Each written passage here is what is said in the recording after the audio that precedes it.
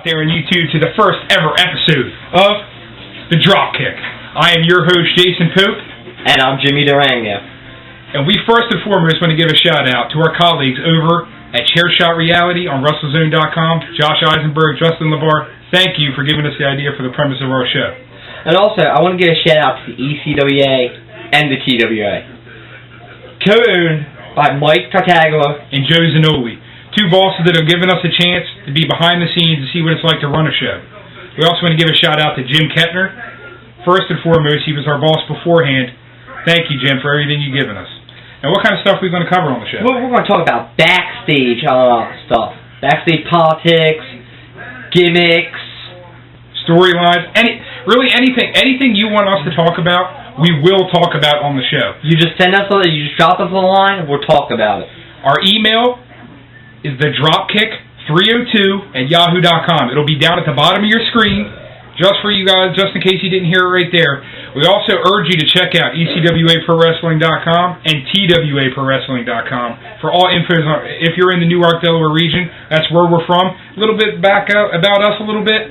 I'm 24, wrestling fan for life. I love WWE, TNA when it's not crap. Everything. We have started a lot of arguments over the years about wrestling, haven't we?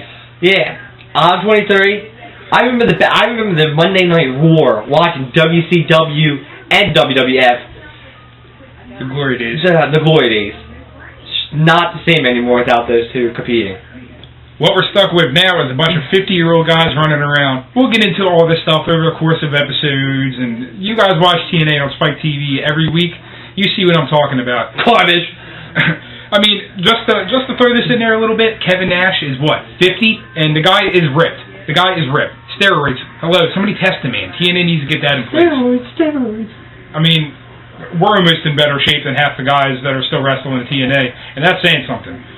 But right now, we also want to take the opportunity to tell you about a couple little things here.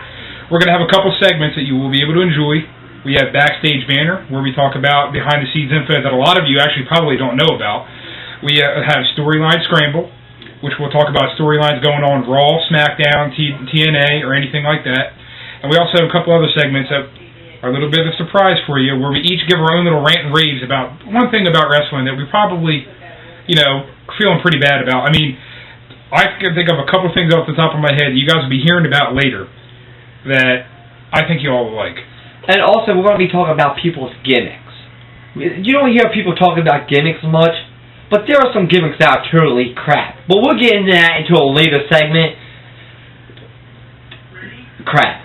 Gimmicks. Okay, also, before we end this first part one, I just want to be able to say, can we all end the fascination with the Colon family? They're all crap. You can't tell me, the Colon family is legendary like the Guerrero family. Let me tell you something. Primo Colon, enough said. Done. Game. Well, excuse you. Carlito, he actually has some talent. He had some talent, and then he got wasted because he didn't feel like doing anything. The Spear Swallow gimmick, that was awesome, but... Oh, sorry, we're ready right now. I just wanted to get that off my chest, and we will not be talking about a couple things on here. Just Primo? Primo's one. We will not be talking about Primo. His name will not be mentioned past this part forever here on out. We also will not be talking about anything that has to do with Chris Benoit, other than the fact that he was a great wrestler. We're not going to talk about the horrible things that he did. We're not going to talk about Eddie Guerrero, because I think all of those two topics have been beaten to the death, including by Chairshot Reality also. Not knocking them, just saying a lot of people get bent out of shape about that stuff.